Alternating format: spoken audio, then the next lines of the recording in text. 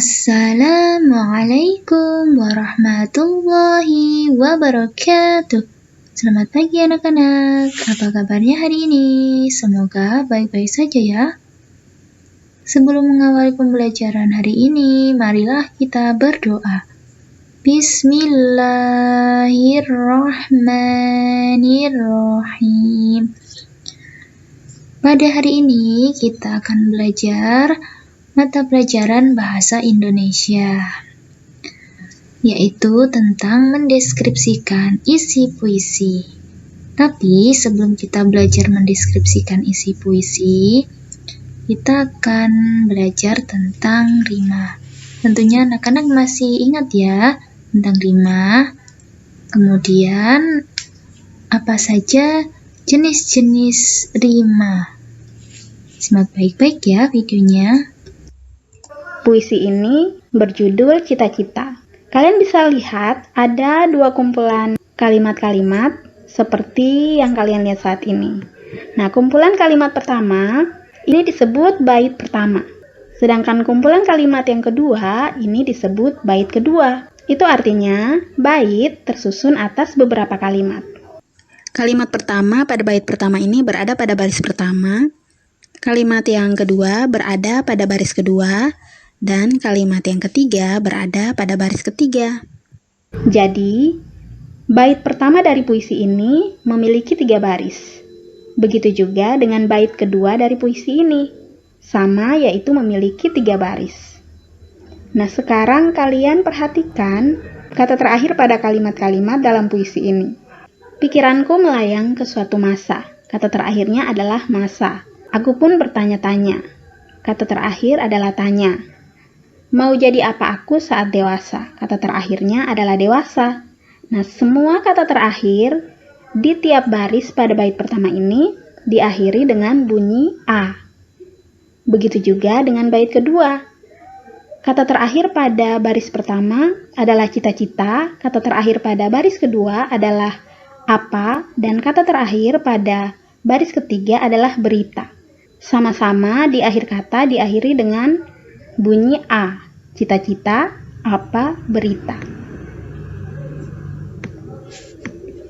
Nah, setiap baris puisi berakhiran A, sehingga puisi ini memiliki rima yang sama atau memiliki sajak yang sama. Ada 4 macam rima atau sajak. Perhatikan bait puisi ini. Ketika kita mempelajari tentang rima, fokus kita ada pada kata terakhir di setiap kalimat pada baris-baris puisi. Belajar giat setiap hari. Kata terakhir pada kalimat ini adalah hari. Tanpa jemu tak kenal waktu. Kata terakhirnya adalah waktu. Semua kukerjakan setulus hati. Kata terakhir adalah hati. Demi mewujudkan cita-citaku. Kata terakhir adalah cita-citaku. Nah, kalian perhatikan untuk baris pertama dan baris ketiga diakhiri dengan bunyi I, yaitu ada pada kata hari dan hati, sehingga kita beri simbol A untuk rima atau sajaknya. Sedangkan di baris kedua dan baris keempat diakhiri dengan bunyi U, yaitu pada kata waktu dan cita-citaku. Kita beri simbol B. Sehingga rima atau sajak dari bait puisi ini adalah AB, AB. Rima AB-AB disebut juga dengan rima silang, di mana bunyi rima baris pertama sama dengan bunyi rima baris ketiga. Lalu bunyi rima baris kedua sama dengan bunyi rima baris keempat. Jadi rima yang pertama adalah rima silang. Berikutnya perhatikan bait puisi yang kedua. Perhatikan kata terakhir pada setiap kalimat di tiap baris pada bait ini. Kalimat pertama diakhiri dengan kata gaya. Lalu kalimat kedua diakhiri dengan kata putri. Kalimat ketiga diakhiri dengan kata terperi. Dan kalimat keempat diakhiri dengan kata kecantikannya. Bunyi rima pada baris pertama atau pada kalimat pertama kita tandai dengan rima A. Untuk baris yang kedua, kalimatnya diakhiri dengan kata putri. Untuk rima dengan bunyi I kita tandai dengan B. Hal ini sama dengan kata terperi pada baris ketiga. Bunyi rimanya bunyi I, kita tandai dengan B. Sedangkan pada baris terakhir, baris keempat, kecantikannya, bunyi rimanya A, sama dengan kata gaya pada baris pertama, sehingga kita tandai dengan rima A. Jadi, rima untuk bait puisi ini adalah AB, BA. Rima AB, BA disebut juga dengan rima peluk, yaitu bunyi rima baris pertama sama dengan baris keempat. Lalu bunyi rima baris kedua sama dengan baris ketiga. Yang ketiga, kita kenal dengan rima pasangan, yaitu AA, BB, di mana bunyi rima baris pertama sama dengan baris kedua, bunyi rima baris ketiga sama dengan baris keempat. Anak-anak bisa perhatikan contoh satu bait puisi ini. Inginku memiliki suara merdu, ditandai dengan rima A, agar ku dapat menyanyikan sebuah lagu. Sama dengan kalimat pada baris pertama, kita tandai dengan A. Sebagai hiburan untuk seluruh handai taulan, kita tandai dengan B. Dalam sebuah pertunjukan yang dipenuhi para seniman, sama-sama berakhir dengan bunyi an, sehingga kita tandai B. Sehingga rima untuk bait ini adalah rima pasangan, yaitu AA, BB. Baris pertama sama dengan baris kedua, baris ketiga sama dengan baris keempat untuk bunyi rimanya.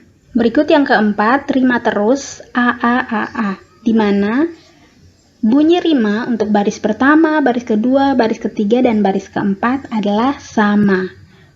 Pada bait puisi ini, semuanya memiliki rima I pada kata terakhir dari setiap kalimat yang ada pada bait ini, yaitu besi, tinggi, negeri, sejati. Sehingga rima seperti ini disebut rima terus AA. Berikutnya kita akan belajar bagaimana mendeskripsikan isi puisi. Nah, dalam puisi pasti ada sebuah cerita yang ingin disampaikan oleh pengarangnya atau si penyair. Kita tentu bisa mengetahui dan mendeskripsikan isi puisi. Bagaimana caranya? Ikuti langkah-langkah berikut. Yang pertama, baca puisi dengan saksama atau berulang-ulang. Yang kedua, tulis hal-hal penting dalam puisi. Bisa berupa orang atau tokoh yang diceritakan dalam puisi, dan juga peristiwa yang terjadi dalam puisi. Yang ketiga, kita bisa mencari arti kata-kata yang sulit dimengerti di dalam Kamus Bahasa Indonesia. Dan yang keempat, kita merangkai kata-kata menjadi kalimat yang runtut atau sesuai. Nah, ini adalah contoh puisi dengan judul Membalas Jasa. Puisi ini terdiri dari 3 bait, masing-masing bait terdiri dari 4 baris. Nah, anak-anak bisa melihat rima pada masing-masing bait ini. Nah, kita akan fokus pada bagaimana mendeskripsikan isi puisi. Sudah pasti, langkah pertama yang harus kita lakukan adalah baca berulang-ulang puisi ini. Lalu kita akan menemukan hal-hal penting dalam puisi. Yang pertama, tokoh dalam puisi ini adalah seorang guru. Dapat dilihat pada bait ketiga, pada kalimat seorang pendidik yang menuang ilmu. Nah, itu menunjukkan kepada seorang guru. Lalu hal-hal yang diceritakan dalam puisi. Bisa kita lihat, dalam puisi bercerita tentang pengorbanan dan jasa seorang guru untuk kemajuan generasi bangsa. Generasi bangsa yang dimaksud adalah siswa dan siswi. Dan juga penulis puisi ingin menjadi seorang guru. Itu pun terdapat pada bait ketiga. Aku ingin menjadi sepertimu, seorang pendidik yang menuang ilmu. Nah, itu menunjukkan bahwa sang penulis puisi ingin menjadi seorang guru. Nah, dari hal-hal penting ini, kita bisa menyusun menjadi sebuah kalimat yang runtut yang mendeskripsikan isi puisi. Bisa kita tulis seperti ini.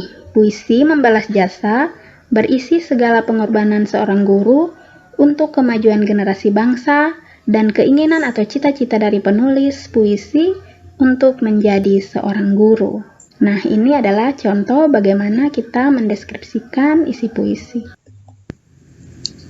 Ini adalah tugas anak-anak hari ini. Tugasnya ada di buku paket tematik tema 6. Bagi anak-anak yang sudah mempunyai buku paket tematik, bisa langsung dikerjakan pada buku tematik tersebut. Atau jika belum mempunyai buku tematik, kalian bisa juga mengerjakannya di buku tulis bahasa Indonesia. Kemudian jangan lupa diberi nama, kelas, dan tanggal. Selamat mengerjakan. Sekian dan terima kasih. Sampai jumpa lagi anak-anak. Wassalamualaikum warahmatullahi wabarakatuh.